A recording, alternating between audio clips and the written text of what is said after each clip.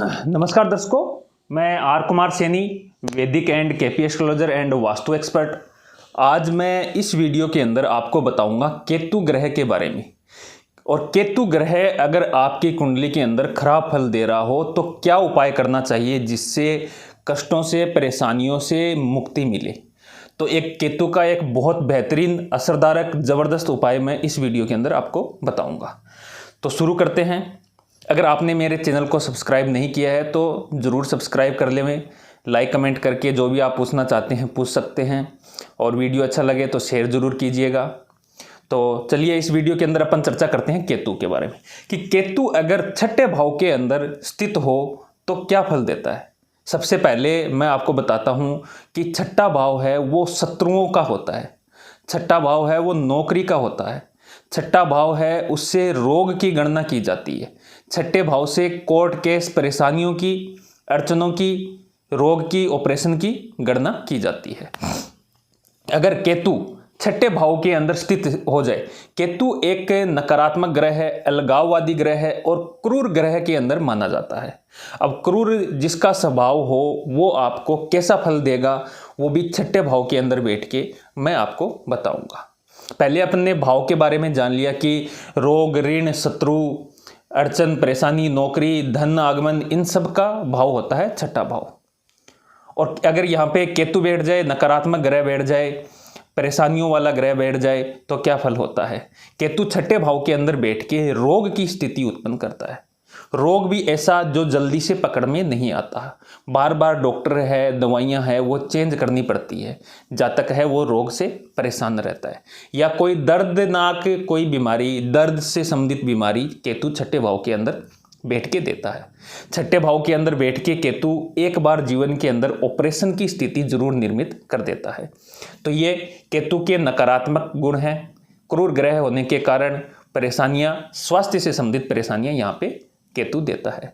दूसरा, छठे भाव के अंदर केतु बैठने पे गुप्त जो शत्रु होते हैं, जो सामने आके वार नहीं करते, गुप्त शत्रुओं से जातक है वो परेशान रहता है। ऐसे लोगों के शत्रु भी बहुत होते हैं, गुप्त रूप से रहते हैं, अंदरूनी वार करते हैं। जातक को उन दुश्मनों के माध्यम से, शत्रुओं के माध्यम से परेशानी अपने जीवन के अंदर, मान सम्मान की कमी, अड़चने, व्याधि, इन सब से परेशानी उठानी पड़ती है। तीसरा होता है नौकरी के अंदर। केतु अगर छठे भाव के अंदर बैठ जाए तो नौकरी के अंदर बहुत अच्छे परिणाम नहीं मिलते हैं। जातक है कि तरक्की है वो एक रुक सी जाती है, धीरे धीरे धीरे धीरे जीवन के अंदर तरक्की होती है। हमेशा दूसरों के अधिकार के तले दब के काम करना पड़ता है। यानी छठे भाव के अंदर केतु बैठ जाए तो नौकरी के अंदर भी अच्छा परिणाम नहीं देता है। छठे भाव के अंदर केतु बैठ जाए तो वैवाहिक जीवन के अंदर भी तनाव और परेशानियां उत्पन्न कर देता है। ऐसे लोगों को वैवाहिक जीवन के अंदर अनबन, तनाव, मन मुटाव, कम्युनिकेशन गैप का सामना करना पड़ सकता है। यानी कि यहाँ पे केतु छठे भाव में वैवाहिक जीवन को भी सुखद नहीं रहने देता है। छठे भाव के अंदर केतु हो तो निश्चित तौर पे उन जातकों को एक बार कोर्ट के चक्कर जरूर लगाने पड़ते हैं। यानी कोर्ट केस से संबंधित परेशानियां भी जातक को, या पुलिस आदि, कोर्ट आदि से संबंधित परेशानियां जातक को जीवन में झेलनी पड़ती है। तो ये केतु के नकारात्मक फल है। छठे भाव के अंदर बैठ के केतु है रोग से, शत्रुओं से, धन हानि से, कोर्ट केस से, ऑपरेशन से, वैवाहिक जीवन से, इन सब के अंदर परेशानियां देता है। केतु जिस प्रकार की राशि के अंदर बैठा हो और राशि स्वामी जहां जिस स्थिति के अंदर बैठा हो उसके अनुसार फलकारी होता है, यानी उसके अनुसार फल देता है। केतु यहाँ पे छठे भाव के अंदर अग्नि तत्व राशि, मंगल की राशि में बैठा है, तो यहाँ पे बैठ के जातक को रोग, ऋण, शत्रु, ऋण मतलब कर्ज आदि से भी संबंधित परेशानी जातक को देखने को मिलती है। कोर्ट केस आदि से संबंधित यहाँ पे बैठ के परेशानी उत्पन्न करता है।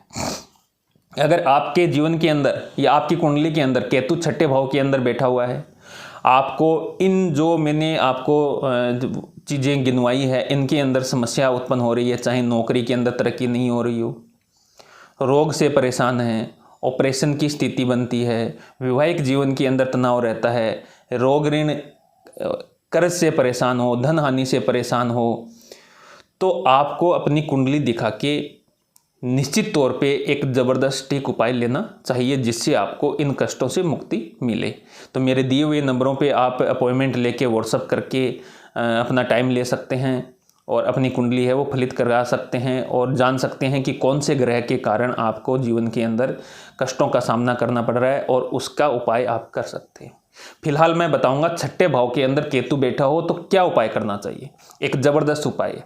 ऐसे जातक या जातिकाएं जिनकी कुंडली के अंदर छठे भाव में केतु बैठ गया है और उनको कष्टों से सामना करना पड़ रहा है, तो ऐसे लोग 43 डेज यानी 43 दिन लगातार किसी धार्मिक स्थान के अंदर केले डोनेट करें, डिस्ट्रीब्यूट करें। वहाँ पे अगर भिखारी मिले तो उनको दो, या बच्चे मिले तो बच्चों को डिस्ट्रीब्यूट कर दो, बड़े बुजुर्ग मिले तो उनको दो, कोई रोगी मिले मंदिर की सीढ़ियों आदि पर बैठे हुए आपको बहुत बार दिख जाते हैं, तो उनको 43 दिन लगातार केले डिस्ट्रीब्यूट करना चाहिए। केला चाहे 1 किलो या 5 लो, वो आपकी इच्छा पे डिपेंड करता है, निर्भर करता है। और ये उपाय आप केतु कौन सी राशि के अंदर बैठा हुआ है उस पर निर्भर करता है कि कौन से वार को करोगे। जैसे यहाँ पे मंगल की राशि में बैठा है, तो जिन जातकों की मंगल की राशि में केतु बैठा हो छठा भाव में, उनको मंगलवार से शुरू करके 43 दिन लगातार करना चाहिए। जिनकी बुध की राशि में बैठा हो उनको बुधवार से शुरू करके 43 दिन लगातार केले डिस्ट्रीब्यूट करना चाहिए। अगर आप मंदिर नहीं जा सकते हैं, आपके आसपास मंदिर नहीं है, तो आप 43 दिन लगातार 1 या 2 या 3 5 जितनी भी आपकी इच्छा हो 43 दिन लगातार गाय को केले खिला सकते हैं। तो ये उपाय अगर आप करते हैं 43 दिनों के बाद आप देखेंगे कि केतु की जो नकारात्मक प्रभाव थे, जो परेशानियां थी, जो अड़चन थी, रोग व्याधि से परेशान थे, या जीवन के तमाम पहलुओं से आप छठे भाव के अंदर केतु बैठ के आपको परेशान कर रहा था, उनकी वो समस्याएं आपको ही धीरे धीरे धीरे धीरे कम होनी शुरू हो जाती है। आपको अड़चनों परेशानियों से पे सफलता मिलनी शुरू हो जाती है। आपके रोग व्याधि कर्ज वगैरह है वो उसका रास्ता मिल जाता है, दूर होने लग जाते हैं। आपके रोग के अंदर दवाइयाँ नहीं लग रही है तो आपकी दवाइयाँ लगनी शुरू हो जाती है। तो जिन जातकों के केतु छठे भाव के अंदर बैठा हो तो उन लोगों को निश्चित तौर पे 43 दिन लगातार किसी धार्मिक स्थान या गाय को केले डोनेट जरूर करना चाहिए। बहुत बेहतरीन उपाय है, करके जरूर देखें।